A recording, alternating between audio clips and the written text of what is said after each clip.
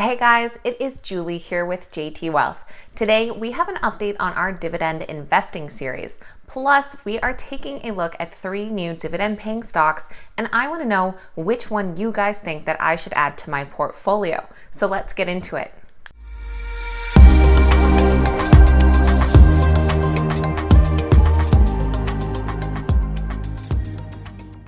Alright guys, welcome back and thank you so much for being here. Like I said, today we have an update in our dividend investing series. So we're going to take a look at our dividend paying portfolio, our current holdings, and how they are doing. But I also noticed a bit of an imbalance in my portfolio. So today I want to take a look at 3 different energy related stocks, and I want to get your guys' opinions on which one I should add.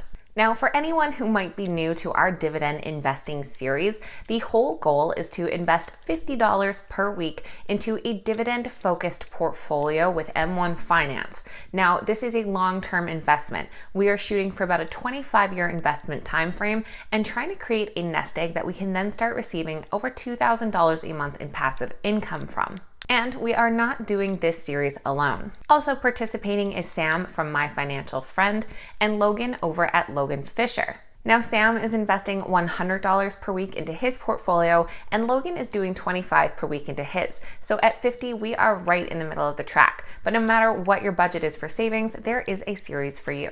Just before we get into our portfolio review and those 3 new energy stocks, this is just a friendly reminder that if you enjoyed today's video, make sure you give us a big thumbs up and leave your thoughts in the comments down below. If you're looking to start your own M1 Finance portfolio, make sure to check out the links down below in our description. If you use that link to sign up, you will get a $10 bonus for opening your new account. Okay, now let's see how our portfolio is doing. We have finally broken $1,000 in this portfolio, so we are now at $1,006.55. That is based on a return of 14.65%, so very happy with that. That is made up of a market gain of about $62 and our earned dividends of $8.51. Now, I currently hold 12 different dividend paying stocks. Those include AT&T, Invesco's High Dividend Low Volatility Fund, Coca-Cola, Realty Income Corp, Pfizer, Walgreens Boots Alliance, JP Morgan Chase, Cisco Systems, Shaw Communications, AbbVie, Navient, and 3M. And I am happy to report that 10 out of our 12 stocks are currently in the green, with our highest performers being JP Morgan Chase up 18% and AbbVie almost up 18%, and then our 2 worst performers at the moment are Realty Income Corp and Shaw Communications, both down just around the 1% mark. Now, looking at these 12 stocks in my dividend portfolio, I realized I was lacking any type of exposure to the energy sector. So I took a look and found 3 different energy related companies all paying a dividend. Today, we're going to take a look at each of those companies, and then I want to hear from you guys on which one you think is the best pick to add to this portfolio. And first on our list today is ConocoPhillips. They trade under the ticker COP, currently around $44.19 per share. Their most recent dividend was paid out on December 1st, and their current dividend yield is at 3.94%. They also have an impressive 3-year dividend growth rate at 33.5%, and their current payout ratio based on their trailing 12 months of earnings is just shy of 48%. ConocoPhillips pays a quarterly dividend that they have been paying since 2002, so about 18 years now. Now, at more than $40 billion in market value, ConocoPhillips is already one of the largest U.S. energy stocks out there, but its operations are set to swell in 2021 as it acquires Concho Resources in an all-stock deal valued at about $10 billion. Of course, that does come with $3 billion in debt on top, so the all-in price tag ultimately results in about a 15% premium over where CXO was trading in October when the deal was announced. However, it's still very attractive because of Concho's overall business that offers low-cost resources via onshore shale oil fields, largely in West Texas and New Mexico. For a worldwide energy firm, these domestic assets with lower extraction costs on average are worth paying a premium for. Besides, a $10 billion deal is not a small opportunity. The combined company expects to realize $500 million in cost savings as soon as 2022, and with only about $15 billion in total debt, ConocoPhillips boasted an overall debt-to-equity ratio of only about 0.35 at the time of the deal. For comparison's sakes, many smaller energy firms have more than 3 times their market value in long-term obligations at present. Now, ConocoPhillips did put a halt to their share repurchase program back in April when the economy basically came to a halt with the pandemic, but they have now restarted that buyback program, which is a very good sign. The reinitiation of the buyback highlights the confidence of management and its balance sheet strength. The buyback is expected to be funded with the cash on the balance sheet, with pace and level being at the discretion of management. Taking a look at one of our favorite resources, TipRanks, there are 11 analysts with current ratings on ConocoPhillips. And it comes in at a strong buy, with all 11 analysts rating it as a buy. Average price target is in at $47.67, representing an upside just above 8%. Now, the second company on our list today is the Williams Companies. They trade under the ticker WMB, currently at $22.31 per share. Now, their next dividend date is right after Christmas on December 28th, and their yield is 7.2%. This dividend is paid out quarterly. Now, the Williams Companies have been paying a dividend since 1974. Unfortunately, though, they do not have aristocrat status, as they did cut their dividend in 2016. Since then, we have seen it consistently increasing, but there was a dividend cut nonetheless.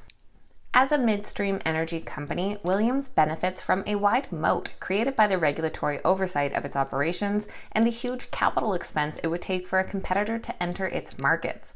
Furthermore, WMB negotiates long-term contracts with customers, providing reliability to an already consistent business model that relies on transportation and storage rather than exploration and production. That is evidenced by the fact that WMB recently reaffirmed its prior 2020 forecasts from before the pandemic, despite all the volatility we've seen for the energy markets this year.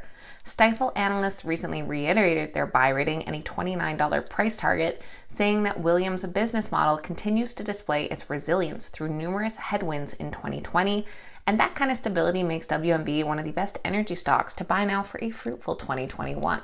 Looking at one other article that is for and against Williams Companies, they do touch on the stability of those long-term contracts and also that Williams expects natural gas production to increase in its focus areas, fueled by rising demand from liquefied natural gas exports.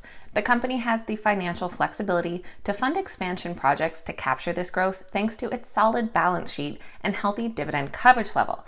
Now, the main concern with Williams is also the rapid adoption of renewable energy. So on the one hand, the company has started taking steps to address this issue by launching a solar power initiative to install panels at some of its facilities and offset a portion of its power usage and carbon emissions. However, it hasn't gone quite as far as other companies such as Enbridge, which is actively developing cash-flowing renewable power projects that supply emissions-free energy to the grid. It could fall behind if the global economy accelerates its shift towards renewable energy, especially if emerging technologies like green hydrogen become a viable replacement for natural gas. There are 5 analysts that have a current rating on the WMB stock, and it comes in as a strong buy, with 4 buy ratings and 1 hold. Their average price target is $24.20, which represents about an 8.45% potential upside. Now, the third company on our list today is a bit more of a wild card, as they are newer to the dividend world, and that is Diamondback Energy. They trade under the ticker FANG with just one A and are currently at $46.85 per share. They pay a quarterly dividend, which was most recently paid on November 19th, and they have a 3.23% dividend yield and a nice payout ratio at 21.65% of their trailing 12-month earnings. Now, when I say that they are a bit new to the dividend world, that is because they have only been paying a dividend since 2018. Now, normally we like to focus on more aristocrats and kings that just have that longer history of dividend payments, but like I said, we're throwing in this wild card today. While it was hit hard in early 2020, like most other energy stocks, Diamondback Energy has come back with a vengeance. FANG shares have shot up about 160% higher from their 52-week low in the spring. That's thanks in part to rising energy prices, but also because of a well-timed cost savings plan that has boosted efficiency at the right time. Consider that FANG's well costs are down 30% compared with 2019 numbers, according to recent comments from their CEO Travis Stice. This, alongside a steady improvement in oil and gas pricing, has allowed Diamondback to reaffirm its 2020 guidance. These results, demonstrating that the worst looks behind the company now, helped fuel the stock's rally of more than 50% in November. CFRA's analyst Stuart Glickman says FANG has indicated it will be fairly cautious on CapEx levels in 21, taking a maintenance-like approach to spending, and anticipates crude oil production levels in the 170,000 range in 2021. However, given FANG's cost improvements, we think it can sustain this production with considerably lower CapEx. He also adds that FANG has reasonable financial flexibility, with less than $200 million in debt milestones in 21, and then no debt retirement outlays needed until 2024. Stifel analysts say that Diamondback Energy is a unicorn in the oil patch because it offers growth and defensive characteristics. They believe the stock's relatively low cost of supply, balance sheet, and minerals ownership are a few of the reasons that the company is well positioned. Credit Suisse also rates them a buy and says that FANG is one of its top picks in the oil exploration and production industry. Helpfully, FANG has no exposure to federal lands, which makes the sunsetting of permits immaterial for the firm. Seaport Global says FANG is also a buy based on its operational excellence and breadth across the most compelling parts of the Southwest Permian Basin. And there are 12 analysts that have current ratings on FANG's stock. It also comes in at a strong buy with 10 buy ratings and 2 holds.